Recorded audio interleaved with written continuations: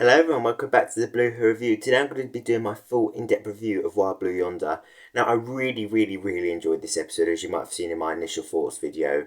It's so great to have a 60th anniversary episode that I've actually really enjoyed, because although I did like the Star Beast, I had a lot of faults with it. So it's great to go from an episode that I really wasn't keen on to an episode I really am. This Wild Blue Yonder was just such an amazing episode for me and I really enjoyed it. But without no further ado, let's get into the video and see why Wild Blue Yonder is an amazing episode for me. Now, starting with the very beginning in 1666, it was a surprise to see that, obviously, because all the promos we've seen has been on a spaceship. So that was a surprise, although it wasn't too much of a surprise, because if you saw a few hours before on the Doctor Who social media pages, they actually released this promo, so it wasn't too much of a surprise. And actually, people were saying, oh, could you imagine if he meets Isaac Newton? So that scene wasn't too much of a surprise. I'm not sure why Doctor Who did release this promo before. I feel like it would probably been better if they just kept that sort of till after the episode, just to keep it even more of a surprise, because then people would have tuned in and thought, well, what's going on? I thought this episode was about a spaceship and the future and all that. So although it was a surprise, it wasn't too much of a surprise in that respect. Now, the whole gravity-mavity situation, I really like that joke and how Donna was saying, oh, of all people, you can appreciate the gravity of the situation. I really did like that scene, and I liked how they were sort of saying mavity throughout the episode. One thing that I'm not sure on is, if they remembered gravity before, then surely they should be the ones who remember how it was before, calling it gravity and not mavity. Although I see why they've done it in the episode to call it mavity, to show that they affected it and that's what's happened now. So that's quite cool. I'm not going to be too keen on that joke if it isn't sort of resolved. It's a bit like the salt thing, I'll get onto that later on. But the gravity-mavity thing, if there's no explanation of why it happened in the giggle and sort of how it can be fixed, then it just doesn't make sense to me, because does that mean in Doctor Who gravity is called mavity now? It just doesn't make too much sense. So I did like that scene. It was great to see sort of a past sort of era of time on Earth in that episode. But yeah, I like the scene, but the mavity thing I do like, but if it's not explained, I'm not too sure how I'm going to feel on that. Now, within the fandom, there is always some complaints every week of Doctor Who. This week seems to be the fact that Isaac Newton doesn't look like his portraits. For me, I'm not too fussed because the episode wasn't based around him. If it was based around him, then maybe I'd feel a bit more different, only because I believe historical characters should be represented as accurately as possible. But it was just for a cold opening, and I think he was chosen because Russell T Davies had worked with him before. So for me, I haven't got any issues with it. And as the 12th Doctor said, history's a whitewash, so there's that. So I'm not too fussed about that in that respect. Now, I really enjoyed the Doctor's warning about staying away from London in 1666, because when I saw the year was 1666, that's the first thing I sort of thought. It's sort of like if it was 1605, the first thing you sort of think of is the Gunpowder Plot. So I like the Doctor's warning there. That was sort of a cool reference to the Great Fire of London. Now, talking about the Time Vortex itself, it has grown on me slightly, as in the titles. I still don't think it's as strong as the ones we've had before, but it is better. It is quite cool, but the theme hasn't grown on me. I thought it would, but I'm just not sure about the theme. It just doesn't fit for me, so that's a shame. But the title sequence itself has grown on me a little bit. Now, after the title sequence, of course, you got the TARDIS sort of broken and all that. That was quite cool when the Doctor opened the doors. Even though you didn't see the TARDIS, you could tell it was quite bad. But I really like this new feature, how the Doctor sort of put the Sonic in the keyhole for the TARDIS to fix it. I really like that new feature. Now, when they got into the corridor and saw the robot in the distance, that was sort of when it first started to feel a bit creepy. The fact that they couldn't really work out what it was, if it was a person or a thing. And it just being in the distance and not replying, that was sort of the beginning of the creepiness, and that's what I really enjoyed about this episode. Also, when people sort of like peering through the holes, or the creatures, the no things were peering through the holes, that was quite creepy as well. The fact that they were sort of like no signs of life. It was just such a cool scene, that, and it was really the beginning of what made this episode so great. Now, a scene in the episode that really took me by surprise was when the Doctor called Isaac Newton hot. The reason it took me by surprise is because I don't think the Doctor has ever referred to someone as so hot. I don't think he's referred to River as that or anyone else in the past. So it was quite a surprise for the Doctor to sort of refer to someone as that. I quite like it because I've always thought, as I said in my initial thoughts, the Doctor should either be asexual or sort of pansexual. Asexual, that he doesn't like anything or anyone, or pansexual, that he likes everyone, including aliens. Because I feel like with the Doctor, you've either got to have one or the other. So I like that they've gone for that side. So it's quite cool to see that different side of the Doctor. And as Donna said, it was never far from the surface. There have sort of been references in the past, especially with what I remember from Series 4. So that was quite cool how they've sort of brought that to life, and I'm not surprised they have. But again, it took me by surprise because I've never heard the Doctor, as far as I remember, say anything like that about anyone. So it was quite a surprise, but just coming to show that Doctor's going to be very different now, but in a good way. I also like the scene where the TARDIS suddenly disappears and dematerializes. That was quite cool, and how they were sort of blaming each other, because it sort of builds on the suspense and the sort of like thrillingness of the episode itself. So I really like that. And then afterwards, you have the scene where they talk about Mrs. Bean and how that becomes important later. I really liked how they do that as well, sort of put that in where it becomes more important later on. Now, the great thing with this episode when you first watch it is there are so many questions which really helped add to the creepiness. Why the corridor kept changing, and how, why the robot was moving so slowly, why the air duct was open 3 years ago and then closed, what the banging sound was. So there were so many questions which helped keep the creepiness, and the fact that there were no signs of life as well. That was such a cool sort of thing they put in. Just so many questions, and it really helps to keep it creepy and sort of suspenseful. Now, when they rode the hovercraft, I really like that because for me it was sort of like a reference to the Runaway Brides where they sort of ride that transport. So I really like that sort of subtle reference. Even if it wasn't, to me it felt like a subtle reference to the Runaway Brides. Now, when they get to the scene where they sort of like have that camera that flies about the spaceship and you see it's completely dark and the music playing, it really does feel like some sort of like alien sort of movie. So I really like that. It really helped to build again on the creepiness, and I liked how the sort of ship went through a wormhole and they were at the edge of the universe. I thought that was really creepy. And when the Doctor's sort of pushing on the glass, and they just felt so alone, so far away, so lost. It just, all of these things really help add to the creepiness of this episode, is what makes me really enjoy it. So I really liked how they did that and the wormhole and everything. It was just really enjoyable this once again. Now, when the Doctor lit the base plate repetition filaments, I knew he was sort of going to be faking it because they sort of showed that in Unleashed, and you can sort of tell that that was going to be a joke, which I think most people did, but I really liked it anyway, how he was just playing with Donna. That was quite cool. Now, when they first split up and the No things sort of come and pretend to be the Doctor and Donna, at first I didn't realise because I thought they were just sort of cutting between both scenes just to show the passage of time. So that was quite cool. I only started to first realise when Donna's clone come in, because she seemed a lot more inhumane and cold. Just so unhuman, just like so cold and emotionless.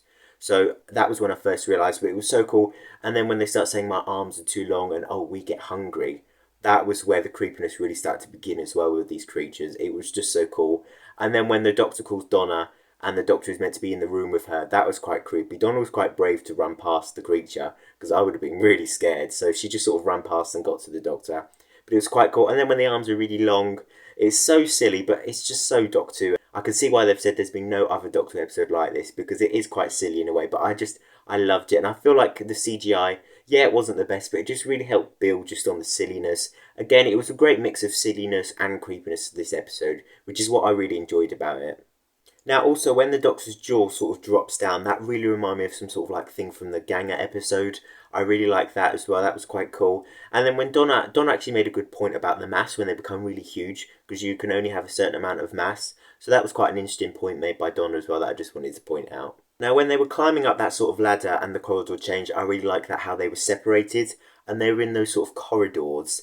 And then it sort of went dark with Donna and you were just looking into blackness, and then all of a sudden the door closed. Again, really creepy. I really like that. And then when they split up and then they sort of encounter each other and they don't know if it is them or not, I really enjoyed that, with Donna sort of mentioning she's not actually born from Chiswick. And then with the Doctor, Donna mentions the flux as well. Now, there are a lot of scenes I like in this episode, and this is definitely one of them. I really like the mention of the flux, but it does really annoy me. And I'm not annoyed at the episode or the writers, so it doesn't affect this episode. I'm more annoyed at the writers of the previous series of the 13th Doctor, sort of Chris Chibnall, because I'm glad that the Doctor finally had his reaction and acknowledged the flux, but it really should have been the 13th Doctor's line. Now, if you're familiar to my channel, you'll know the 13th Doctor is my favourite Doctor, but I do know she sort of lacks these moments, and I really feel that the 13th Doctor should have been given this sort of reaction in either the Daleks or Legend of the Sea Devils or The Power of the Doctor. I really feel like this should have been 13's lines.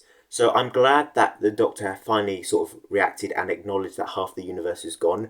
And I really enjoyed hearing Donna mention the flux. It does feel very weird, but I really liked it. It's just so annoying that the 13th Doctor never got that. But I'm really glad sort of Russell T Davies is acknowledging the flux. And I really like the mention of it and the sort of the universe being half destroyed, as well as the subtle hints of the Timeless Child as well. I'm glad they're sort of addressing it and still keeping it canon and mentioned and still part of the Doctor's life. And it's really interesting in the TARDIS actually when Donna sort of talks to the Doctor and the Doctor says, oh, I'll be over it in a million years. It really does remind me of the 13th Doctor being in prison, having all that time in the cell, trying to process what she's learned and still not over it. So I really like that sort of connection. So it's quite cool. I like that. So yeah, I do really like the flux mention. I think that was one of my favourites. Again, I just wish it was the 13th Doctor's line, because the 13th Doctor could really have done with this. I really enjoyed when the No Thing sort of revealed themselves, and sort of Donna sort of melts on the floor and says, "What are ya?" And then when the Doctor says, "Donna, Donna, Donna," chasing after her, sort of like, I don't know how you describe how he is, sort of just like handstanding sort of way in a thing. That was really silly. Again, it just makes it so enjoyable. So I really like that. And I also really like how Donna sort of spotted the tie and said, "Your tie's gone." And then the No Thing says, "Ah, so when something's gone, it still exists." It's sort of like they're learning like the midnight entity. So I really like that as well. And again, the CGI for these scenes as well wasn't the best, but I just feel like it just makes it so much more enjoyable. As mentioned earlier, the salt scene, I really like this, and it was a good idea by the Doctor. It was so funny but so weird when Donna sort of got on the floor and started counting it. And then sort of the explanation we got from the No Thing, saying that they passed through no time and had the fury and boiling universe. It really makes sense why they become so evil. I really enjoyed that. So that was quite a cool scene from them to sort of hear about why they are like that. Now, the whole salt thing, I did see a flaw. I thought, well, surely if they're the Doctor and Donna, they can sort of read their minds and know that this is just a superstition. Although they weren't fully converted, so maybe that's why they couldn't. But I really like that. And then maybe this is to do with the vampire teeth, because after this salt thing and the mention of vampires, they sort of had the vampire teeth. This was such a cool feature, and I really, really, really enjoyed this. It really reminded me of that Tortured episode, Something Borrowed. So yeah, I really like this bit as well. Now, straight after when the door turned and Donna said that was lucky, and then it turned, she was like, maybe not. I'm really glad that happened, because it felt too easy for the Doctor and Donna to escape, so I really like that. And then when you get the next scene where the Doctor and Donna are trying to sort of block out their thoughts, that was quite clever, and learning that they're making them scared to make them think faster. That was such a brilliant idea and completely makes sense. But I also like the scene where they're trying to block it out, and then they start asking the questions, and the Doctor's starting to think, and they're like, think, think, think, think, think. That was so funny again. They are really creepy, but they're so good at being silly and funny as well, which is just what made this episode so enjoyable again for me. Now, when the banging is sort of revealed what it is, and you learn that the pilot actually ejected themselves, that was so sad that she had to do that, but it was so clever, and it adds another layer of emotion to the episode. And also, I just want to say big well done to Catherine Tate and David Tennant for their sort of clones, No Things. It was just, they did such great facial expressions and sort of acting. They just did really well with it, and it's what made it so believable, because their acting was so good as the No Things. It did really make them feel completely believable and different from the actual Doctor and Donna we know. Now, this is where the episode gets very thrilling and exciting even more, when they're trying to open the door and the real Doctor and the Donna are trying to close it, and then they're sort of running down the corridor, and then the clone Donna sort of turns vampire teeth and starts trying to go after the Doctor and Donna. That was really cool. And then when the Doctor almost catches up with the No Thing, and then that other Doctor sort of turns like animal and runs even faster, and the Doctor gives up. It's so thrilling. And then when the TARDIS lands as well, that was so cool. And then, of course, the Doctor didn't know who was the real Donna, who was not the real Donna. So I really like that scene. And when I was listening to Donna's explanation of Mrs. Bean, I must admit, I would have picked the wrong Donna as well. Because the real Donna, it just felt too factual to be real. And then the other Donna saying it just is, it just makes more sense. So I can totally believe that. And at first I thought you picked the right one. But then when you hear Donna sort of saying, you've got the wrong one, she's not me, I'm me, and then that one sort of starts smirking, you're like, oh my god, it's so thrilling. And then when the TARDIS actually dematerializes, and then the robot presses the button and the ship explodes, it is just so thrilling. And I'm really glad Donna survived, but I really felt like that would have been such a great ending for Donna. Just the ship exploding, the Doctor picking the wrong one. And I really like when the Doctor sort of realised, it was great he sort of did a scan to check that this Donna was the real one. And when he said, your arm's too long, I like that sort of reference back to earlier on in the episode. And she shows her vampire teeth, that was quite cool. And then when the sort of like ramp sort of lifts up and ejects her, that was quite a cool thing. Another sort of cool feature to the new TARDIS. I really like that. And when the Doctor and Donna sort of finally reunite again in the TARDIS, and they're sort of just hugging there for a while, it does remind me of Midnight, where the Doctor was just sitting there just for a while, just sort of breathing and just sort of processing what's happened. It was quite cool. So yeah, this again was one of my favourite scenes. When Donna is left behind, I think this is one of my favourite scenes again, because it's just so thrilling, and I love rewatching it because it's just so exciting and so shocking, especially the first time you watch it. I've also got to say, I haven't been this worried about a character since probably The Witchfinders, when the 13th Doctor was ducked, because for both instances, for me, it was like, you know, the character survives, but you're thinking, oh my gosh, are they actually going to survive? So that's what was really cool. And I like the scene in the TARDIS where the Doctor and Donna sort of go over the past 15 years. In a way, I'm glad the Doctor doesn't sort of disclose it like the 13th Doctor wouldn't. Again, keeping them as sort of one character. But I would have liked the 14th Doctor to sort of give references to like the Crack in the Wall, or Lake Silencio, or the Hybrid, or anything like that. So in a way, I'm glad the Doctor didn't, but in a way, I would have loved to have some references. And I like Donna's sort of like imagery of it being like a furnace and not being able to read it. I thought that was really clever, and I really liked that scene. Now, as mentioned in my initial reaction, for everyone, I think it was such a lovely surprise to see Wilf. I didn't actually expect him in this episode, so it was a wonderful surprise. And when the TARDIS first landed and the Doc said, oh, I think we'll probably be a day or two out, I actually thought they'd go back in time to like the 1920s. As we know, there's sort of going to be a part of the Giggle in the 1920s or somewhere around that time. So I did expect that, but it was such a great scene to see Wilf and the reuniting of the Doctor and Wilf and Donna. It was just so lovely. And then when the sort of attacking goes on, the music plays. That was quite cool. I'm really glad they sort of like fed it into the next episode. It sort of reminds me of Smile when they sort of fed it into Thin Ice. That was quite cool. So I really like that, and how everyone's attacking each other and it's the end of the world. I probably think that that sort of doll from the next episode is sort of going to be sort of like they did in the End of Time, sort of like hypnotic suggestion, sort of like to attack each other. And then when the plane sort of crashes, that was such a brilliant scene. That's something I've always wanted to see in Doctor Who, because I feel like they do it so well in movies and it's so thrilling. So to see that in Doctor Who was quite cool. And then when the plane crashes and they duck around the TARDIS, another brilliant cliffhanger and just a great finish to this wonderful episode. Now, at first I would have rated this probably a 9.5 out of 10, but after rewatch I'd probably rate it a solid 9, but that in no way is like anything bad for the episode. A solid 9 for me is absolutely brilliant. This episode is everything Doctor Who should be. Silly, scary, funny, just a great combination of things. And for me, I haven't enjoyed an episode like this for these reasons since probably 2014's Listen. It's just such a brilliant episode, and I thoroughly enjoyed it. Honestly, it was absolutely amazing. I just really enjoyed this one.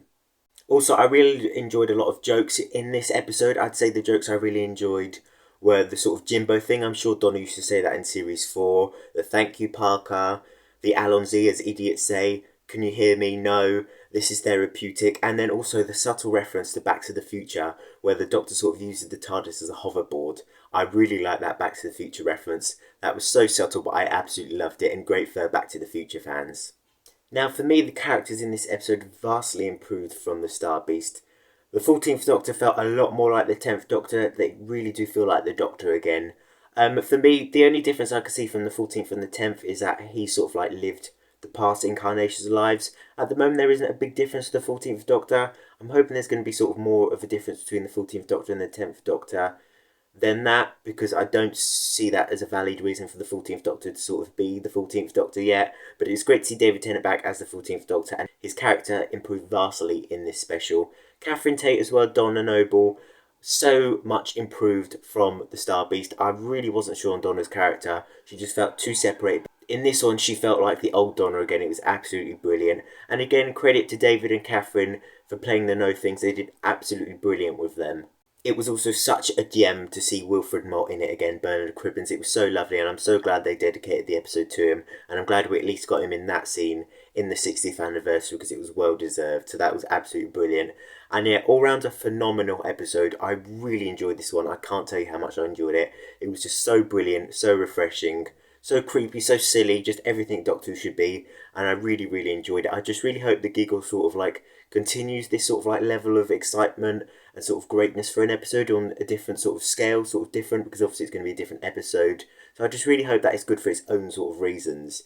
But I'm hoping that the Reddit leak isn't true. It does look like it's going to be, and I'm not keen on that, just for the pure reason that I don't like how it's going to sort of be not fixed. What's going to happen is just sort of going to stay like how it is. If it went back, then it'd be fine, but I don't like how it might stay like that. So we're going to have to see in Saturday's episode. But all in round, for the Wild Blue Yonder, it was absolutely brilliant, and I really hope the Giggle sort of continues this excitement and be brilliant for its own different reasons. But yeah, an absolutely brilliant episode all round. And yeah, I absolutely loved it. But what I'd love to know is what you guys thought of it. What did you think of Wild Blue Yonder? Did you enjoy it? Did you not enjoy it? Let me know in the comments below. Thank you everyone for watching. I hope you enjoyed, and hopefully see you in my next video soon. Thank you everyone. Take care.